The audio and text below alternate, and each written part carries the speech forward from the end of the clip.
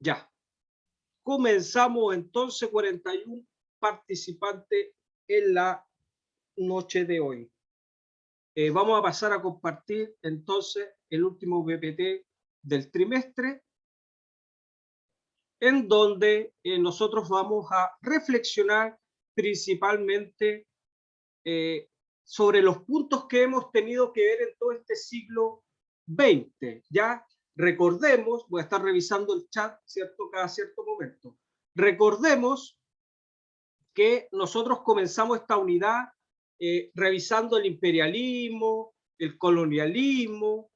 Posteriormente nosotros hablamos de la Primera Guerra Mundial, de la Revolución Rusa, del periodo entre guerras, de la Segunda Guerra Mundial. Hablamos del nuevo escenario mundial, ¿cierto? Que se nos iba formando después de la Segunda Guerra Mundial. Hablamos de la Guerra Fría, ¿cierto? En la segunda parte ya de nuestro siglo XX, y vimos también, por supuesto, esta Guerra Fría, cómo aconteció, cómo se sucedió en el mundo, la vimos en Latinoamérica y le dimos una pincelada en Chile. Y hoy nos vamos a enfocar principalmente a reflexionar, ¿cierto?, cómo afectó la Guerra Fría en sí, ¿cierto?, en nuestro país. Ya ese, ¿cierto?, y era pregunta de prueba, ¿cierto? Fue la primera pregunta en la prueba respecto a cómo ustedes tenían que ir ordenando estos diferentes hechos históricos y procesos históricos que nosotros acabamos de ver en el siglo XX y que no olvidemos, por supuesto, dan pie, ¿cierto?, para que nosotros aprendamos a reconocer este proceso evolutivo, ¿cierto?, socialmente en el mundo entero y, por supuesto, en nuestro país. Ese ha sido principalmente el objetivo de esta unidad, ya que nosotros aprendamos a reconocer cómo somos hoy por hoy y por qué nosotros somos así hoy por hoy, ¿ya? Y lo hemos visto, queridos estudiantes, a través, ¿cierto?, de los distintos procesos y hechos históricos que les acabo de señalizar. Antes de comenzar, ¿cierto? Voy a ver si no hay consultas, no hay consultas. Voy a quedar a la espera de que alguno de ustedes me diga si se escucha bien Sí, profesor. y si se ve bien. Perfecto. Entonces, última clase, siempre y hoy más que nunca agradeciendo a nuestras queridas profesoras Pía Carolina Paz, Carolina Castillo y Karen Espíndola, ¿cierto? Nuestras queridas profesoras Pie. Ahí está mi nombre, mi correo, no es mi número de teléfono, la mayoría de ustedes ya lo tienen. Recuerdo por última vez que al final de la clase voy a dar el listado de todos los estudiantes que están pendientes para que se comuniquen conmigo y busquemos una solución, ¿cierto?, de manera rápida, de manera express. Comenzamos entonces. El objetivo de la clase del día de hoy: reflexionar en torno a cómo afectó a Chile la Guerra Fría, ¿ya? Mediante la exposición de hechos, de relatos y principalmente de nuestro propio debate, ¿ya? La idea es que ustedes en esta oportunidad participen con ideas y con reflexiones. Ahí reviso el chat, todavía están pasando listas. Chile en la Guerra Fría, la primera interrogante que vamos a intentar resolver, ¿cierto?, es una herida abierta o cerrada, ¿ya? 11 de septiembre, ahí en el GIF, ¿cierto?, de 1973. Golpe de Estado, claramente una de las consecuencias de la Guerra Fría, lo veníamos hablando, ¿cierto? Teníamos un mundo dividido en dos, Estados Unidos, la Unión Soviética. Vimos en la clase anterior a la prueba cómo las distintas ideologías intentaron posicionar en nuestro continente, principalmente en el cono sur.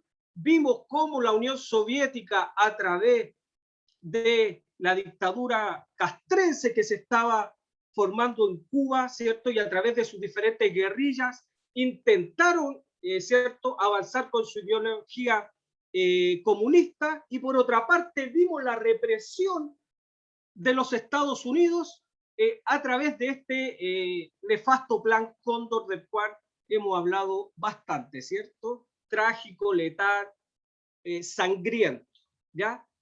Eso respecto a lo que había ocurrido en el Cono Sur principalmente. Ahora nos vamos a enfocar en nuestro país, ¿ya? El menú, ¿cierto? Vamos a aprender a divisar, ¿cierto? O vamos a revisar una imagen, bien digo, que nos va un poco a introducir en el tema de hoy. Veremos el bombardeo a la moneda, hablaremos de las violaciones a los derechos humanos en nuestro país, ¿cierto? Y por último dejamos la interrogante, ¿cierto? Si es este proceso, ¿cierto? Inmenso en la Guerra Fría, este proceso que se genera en la década del 70 en nuestro país, si es un proceso terminado o no. Por supuesto, cada uno de ustedes tiene el micrófono abierto o el chat para poder expresarse, siempre con el respeto, ¿cierto?, que nos tiene que entregar y que se genera en una sala de clase o en un espacio de aprendizaje. ¿Ya? Entonces ahí en pantalla, queridos estudiantes, ustedes ven una imagen, ¿cierto?, que nos va a empezar a introducir en un poco este tema, ¿cierto?, que es tan, no sé cómo llamarlo, ¿cierto?, que es tan difícil de tratar cuando hablamos principalmente de temas tan complicados como los temas de los derechos humanos. Ahí en imagen nosotros vemos, ¿cierto?, a dos caricaturas, dos personas, ¿cierto?, cada una con su verdad, ¿cierto? Pero estas verdades muy distintas una a la otra. Para una persona es un número 6 la que ve en el suelo, y para otra persona es un número 9, ¿cierto? Ambas personas, ambas caricaturas están en la verdad, ¿cierto? Pero esta verdad dista mucho una de la otra, ¿ya? Dice ahí la primera reflexión para esta noche. El hecho de que tú tengas razón, ¿cierto?, no quiere decir que yo esté equivocado. Simplemente no has visto la vida desde mi punto de vista o desde mi lado, ¿ya? Eso es importante, querido estudiante. Principalmente cuando nosotros estamos tratando, ¿cierto?, de analizar distintos procesos históricos. Existen muchas verdades, ¿cierto?, que para las distintas personas son su verdad, ¿ya? Pero la idea o el interés de la historia es lo que aparece en estos momentos en pantalla. Dice, en historia buscamos la verdad mediante la investigación, ¿cierto? Habíamos hablado que las investigaciones en historia principalmente estaban enfocadas en fuentes primarias o secundarias, ¿cierto?, que ya la habíamos definido, ¿ya? Es por esto que podemos argumentar una posición frente a un proceso histórico en base a las fuentes. Entendemos la posición inicial, ¿cierto? Voy a correr yo aquí un poquito, de una persona, pero no que se niegue a ampliar esta, es decir, esta verdad frente al nuevo conocimiento o información del proceso. ¿Qué quiere decir este párrafo, querido estudiante? Que si bien es cierto, todos tenemos distintos tipos de opiniones, ¿cierto? Y todos nos creemos muchas veces dueños de la verdad, tenemos que tener la capacidad, ¿cierto?, el criterio a estar siempre con la mente abierta. ¿Por qué? Porque esa verdad que yo poseo me puede ser cambiada o me puede ser aumentada, dándome la razón incluso, ¿cierto?, respecto a diferentes eh, informaciones o procesos en base a esa fuente que me pueden ayudar o a cambiar mi opinión, ¿cierto?, o aumentar, ¿cierto?, la capacidad para decir, esta era mi verdad. Es decir, la verdad cierta, ¿cierto?, debería estar basada principalmente en fuentes reales y concretas, ¿ya? Eso de manera tangible. Por otra parte, yo les puedo comentar que de manera un poco más consciente y de criterio, ¿cierto?, el ser humano tiene que estar capacitado, ¿cierto?, a escuchar al otro, a entender la posición del otro, y si uno siente, ¿cierto?, que está en un error, que es la verdad que uno creía, ¿cierto?, llenarse de valor para poder cambiarla si así las fuentes me están diciendo o me están enseñando, o me están haciendo ver que estoy en un error. Eso es fundamental, queridos estudiantes, para analizar, ¿cierto?, temas tan complicados como lo son, por ejemplo, el golpe de Estado en nuestro país, ¿ya? Porque es un proceso histórico de la historia reciente de nuestro país que todavía quizás no pudiésemos, los grandes historiadores dicen que para que uno pudiese hablar de algún proceso histórico debería pasar por lo menos 80 años. ¿Por qué? Porque es el tiempo que se considera para que no hayan ciertos vestigios reales del dolor. Hoy el tema, ¿cierto?, de la dictadura son temas dolorosos, ¿cierto? Porque todavía hay mucha gente presente en nuestra realidad y en nuestra sociedad que se ve afectada directamente por este tema. Por eso tenemos que tener la capacidad, queridos estudiantes, de analizarla siempre con el mayor grado, ¿cierto?, de altura.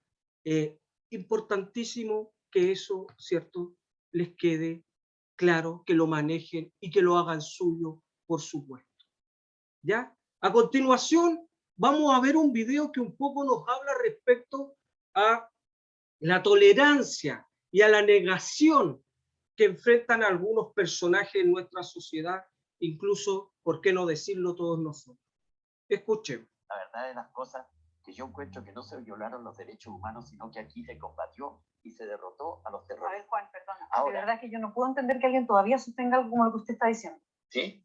Sí, no lo puedo creer. Te entiendo. Pero yo te diría una cosa, a ver, ¿cómo fue la forma en que se violaron los derechos humanos? Pero por Porque favor, se hay habla 3.000 desaparecidos, hay personas ejecutadas políticas. Bueno, pero tú sabes, esos casos están acreditados en la justicia. Ya, pero yo te voy a decir una cosa. Las condenas fueron todas hechas con jueces de izquierda. Que algunos habían, nosotros tenemos la bitácora de ellos, gente del militar. Los jueces para mí no deberían de pertenecer a ningún partido. Son militantes estos jueces, todos los jueces que han juzgado el caso de derechos humanos.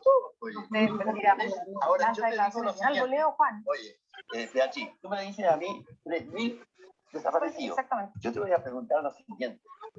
No, las FARC de Colombia, que están vueltos locos en Colombia, ¿no es cierto? Porque tú no puedes amparar eso, ¿cierto? Porque amarran a la gente con cadenas, raptan, acaban de poner bombas y todas esas cuestiones. ¿Tú crees que esa gente anda con el carnet de identidad y dice, oiga, yo soy Juan González Fernández? No, eso anda con chapa.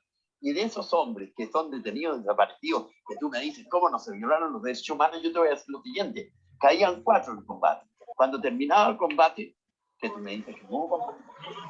Pero claro que no. O sea, toda la gente que murió durante el régimen militar pero murieron en combate. Aquí no nos vamos a conversar porque tenemos opiniones muy distintas de la realidad. Yo sí le quiero preguntar algo. Recién veíamos unas declaraciones, quiero que las vea de nuevo, y es de su hermana. Y quiero preguntarle por ello. Miremosla.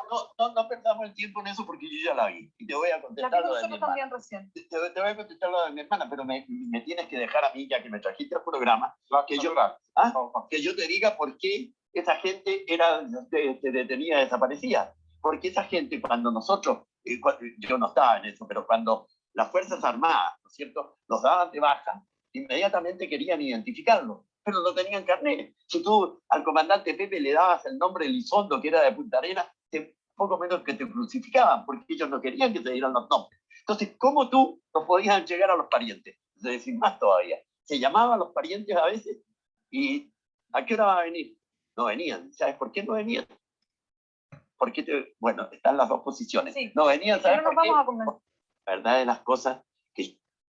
Ya, bueno, ahí lo que acabamos de ver, ¿cierto? En la entrevista a un general de las Fuerzas Armadas en la época de la dictadura, donde vemos, ¿cierto?, el negacionismo en todo su esplendor, ¿cierto? Porque hoy por hoy, cuando fue realizada hace un tiempo atrás esta entrevista, por supuesto que ya se contaba con todas las fuentes para poder afirmar que en nuestro país sí se cometieron violaciones a los derechos humanos, ¿cierto, queridos estudiantes? Entonces, también vemos cómo existe y siempre va a existir la otra parte, ¿cierto? ¿Quién va a querer encontrar un poco justificación a todos los males que se pudieron haber cometido?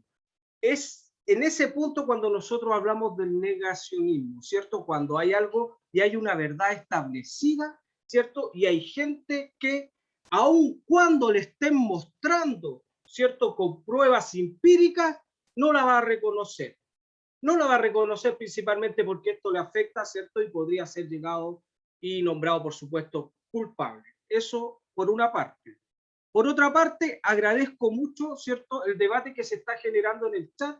Son temas complicados pero sé que lo están haciendo con altura de mira, que es justamente lo que estamos hablando, ¿cierto? Y estamos todos, ¿cierto?, intentando que todos ustedes, por supuesto, den su opinión con todo el respeto posible. Un poco estamos hablando de lo mismo y en nuestro chat se está generando, ¿cierto?, esta amplitud de opiniones que tienen que ser respetadas. Porque, como bien veíamos en la imagen anterior, en el fondo la propia verdad del ser humano, queridos estudiantes, se va generando principalmente por sus experiencias de vida. Entonces yo no me podría poner acá a hablar como profesor de historia respecto a un tema tan complicado, cuando por otra parte podría tener algún cierto estudiante que haya sido víctima directa a través de un familiar, ¿cierto? Y que para él sea un tema tan complicado, ¿cierto? Y tan sensible. Es por eso que estamos tratando de generar este debate de la mejor manera posible. Continuemos. Bueno, hay estas situaciones, ¿cierto? Dice ahí en pantalla, son las que buscamos evitar, ¿cierto? Con el estudio de nuestra historia. No más negación y falta de empatía con aquellos que sufrieron producto de este proceso histórico en nuestro país. Los invito nuevamente a ver este pequeño corto, ¿cierto? Para que nos vayamos haciendo una idea de lo que fue este periodo, este proceso histórico en nuestro país, enmarcado, ¿cierto?, dentro de la Guerra Fría.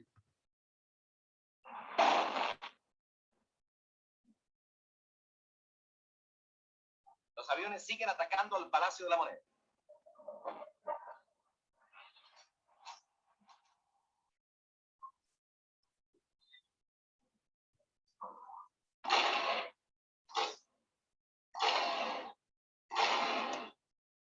Ahí van.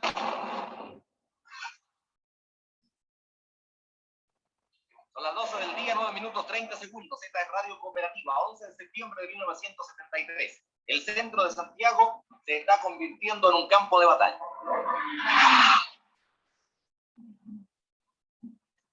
Abandonamos momentáneamente nuestro puesto de observación por haberse constituido por el momento en una fuente de peligro, ya que hubo incluso conato de disparar hacia este puesto, por supuesto por no reconocer la labor periodística que estamos haciendo a la distancia.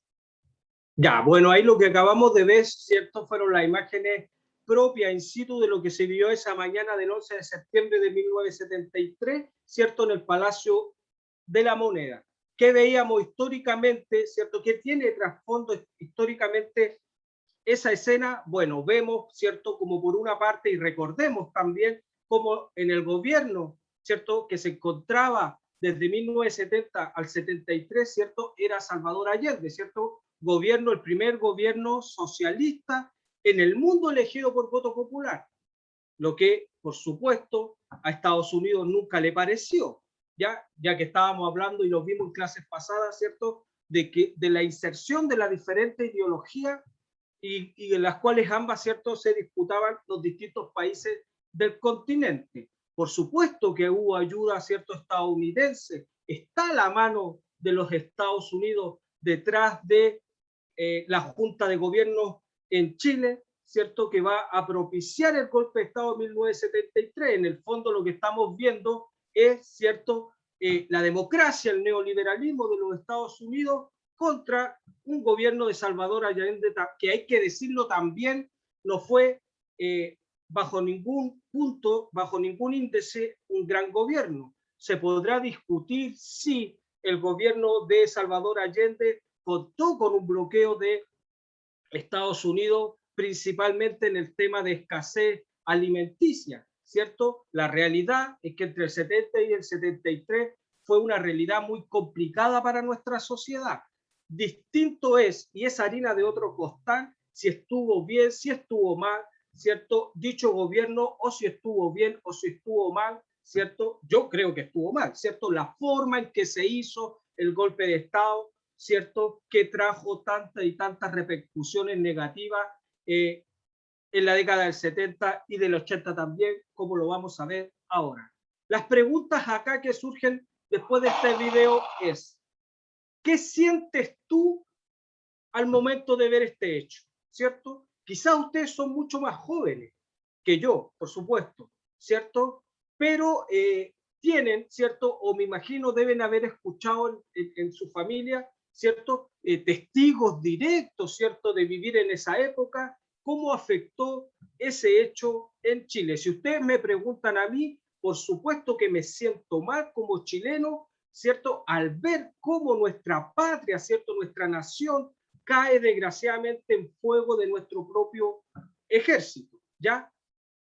Después veremos, ¿cierto? A ustedes como estudiantes de cuarto medio mayores de edad, por supuesto tendrán la visión más objetiva de recopilar diferentes informaciones, por supuesto, de hacerse su propia opinión. ¿Cómo afecta este hecho a Chile? Fundamentalmente entendiendo que estábamos, ¿cierto?, inmersos en la Guerra Fría, que estábamos viendo la caída, ¿cierto?, del régimen socialista para instaurar, por todo lo que duró el gobierno militar, ¿cierto?, el neoliberalismo y la democracia de los Estados Unidos, o lo que ellos pregonaban como la democracia, ¿cierto? Y aquí la pregunta fundamental que quisiera que compartieran en el chat, o si alguien quiere abrir micrófono, por supuesto que también, ¿se ha logrado superar el proceso que se inició ese día? Esa va a ser la pregunta que nosotros vamos a responder al final de la clase, ¿ya? Con el bombardeo a la moneda en 1973 se pierde la democracia en Chile y se inicia una dictadura militar, ¿cierto?, que duraría hasta 1990. Usted, ¿cierto?, según su posición política, podrá llamar la dictadura militar, gobierno militar o pronunciamiento militar. Dejo abierta y por supuesto extensiva que cada uno de ustedes, ¿cierto?, se forme su propia opinión. Posteriormente a este proceso histórico, Chile se dividiría, ¿cierto?, se dividiría en distintas posturas frente a por qué sucedió y qué pasó durante la dictadura militar. Por supuesto, ¿cierto?, que esa división de Chile hay que reconocer y entender que continúa hasta el día de hoy, ¿cierto? Son temas, ¿cierto?, de nuestra historia reciente que están, por supuesto, en la palestra hasta el día de hoy.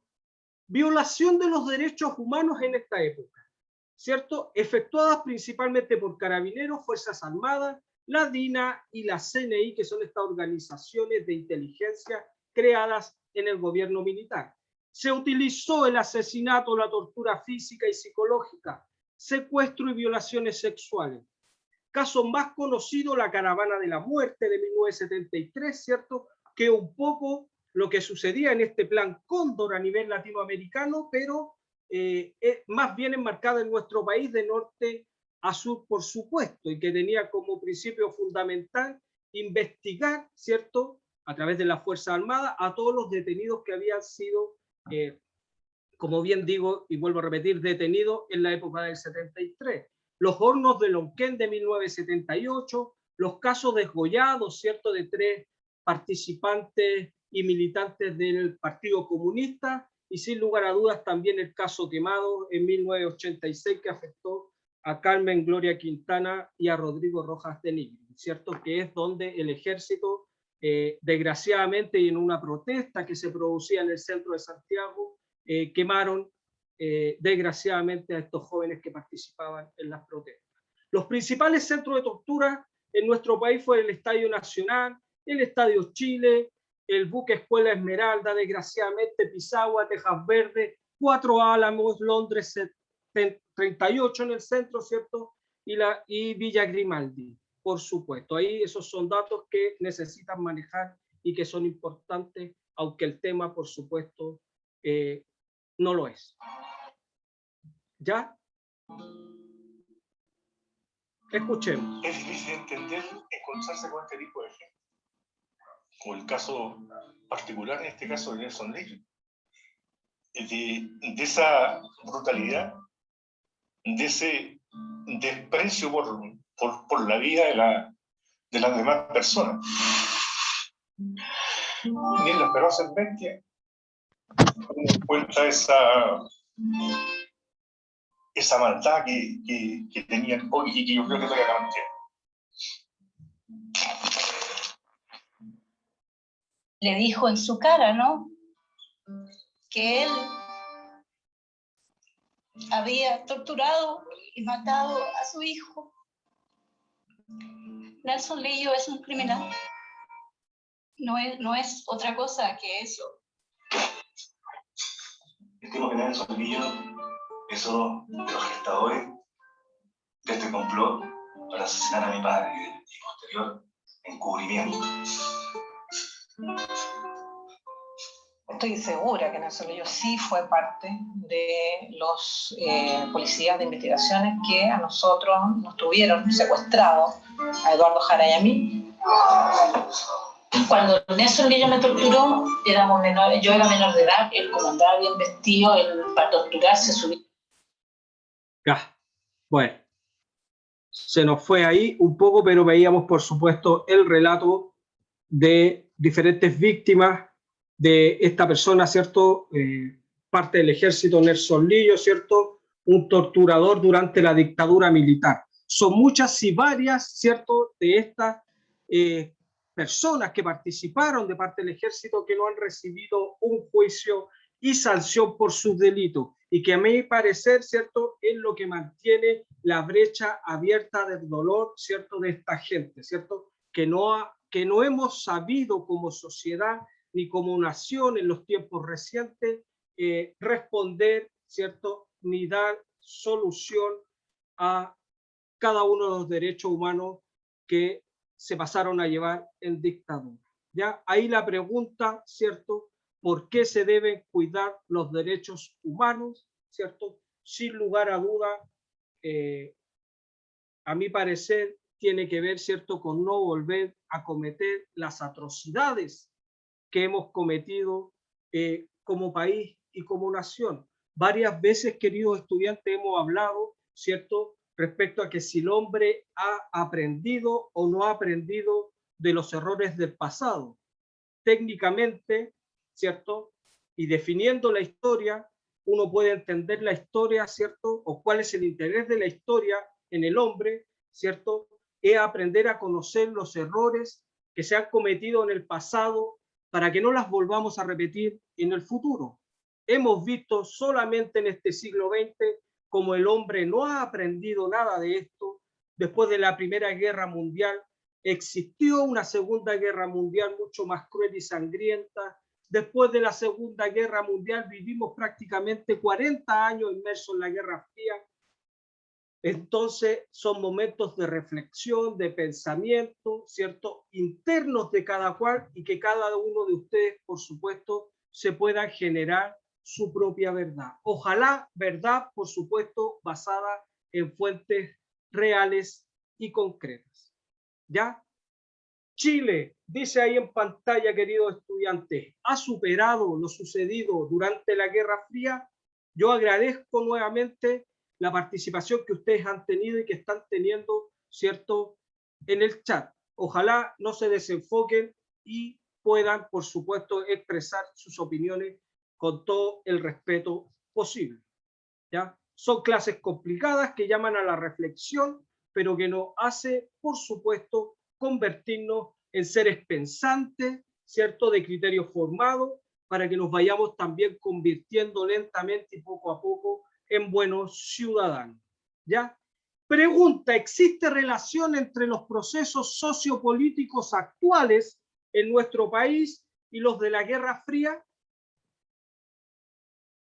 Dice ahí, en opinión del académico del Departamento de Historia de la Universidad de Santiago, Igor Gojkovic, el estallido social de hace un año, ¿cierto?, representa el punto de llegada de un proceso ascendente de movilizaciones sociales que ponen en discusión tanto el modelo económico neoliberal como el sistema político, en cuanto al desgaste y erosión que ha venido experimentando desde hace ya bastante tiempo. ¿Ya? Ahí, ¿cierto?, hay un nexo de conexiones que se quieren generar entre lo que ha ocurrido en nuestro país, ¿cierto?, inmerso en esta Guerra Fría, principalmente en la dictadura militar, ¿cierto?, y la realidad que hoy se puede ver en nuestra sociedad. Hemos llegado al punto, hemos visto el siglo XX entero, queridos estudiantes, ¿cierto?, y nos hemos ido formando una idea de cómo hemos podido evolucionar como seres humanos y como sociedad, ¿ya? Después de la dictadura militar que deja de estar presente en nuestro país en 1990, se genera hasta la fecha, ¿cierto?, distintos procesos, distintos gobiernos, ¿cierto?, algunos de la concertación, principalmente, que va cambiando de nombre a través de los años, ¿cierto? Pero hay una crítica social, sin lugar a dudas, a seguir manteniendo este modelo neoliberal, ¿cierto?, adoptado de los Estados Unidos en plena Guerra Fría y en el gobierno militar, ¿cierto? Entonces, por supuesto que también cae la crítica a todos estos diferentes últimos gobiernos que hemos tenido, que no han podido dar solución, ¿cierto?, a las necesidades de nuestra sociedad y que ha desencadenado distintas manifestaciones en lo que llamamos el estallido social del año 2019, de octubre de 2019. Dudas, consultas, queridos estudiantes, los dejo invitados a la reflexión, ¿cierto?, a entender desde el principio cómo se fue formando este siglo XX, desde el imperialismo, el colonialismo, haber pasado por 2 guerras mundiales, vivir inmerso y haber crecido en medio de la Guerra Fría, estar hoy, ¿cierto?, posicionado en un mundo mucho más globalista, ¿cierto?, inmerso de este sistema neoliberal, a que usted se haga las preguntas correspondientes a cuánto hemos evolucionado nosotros como individuos. ¿Habremos aprendido? ¿Tenemos la intención de aprender? ¿Cierto?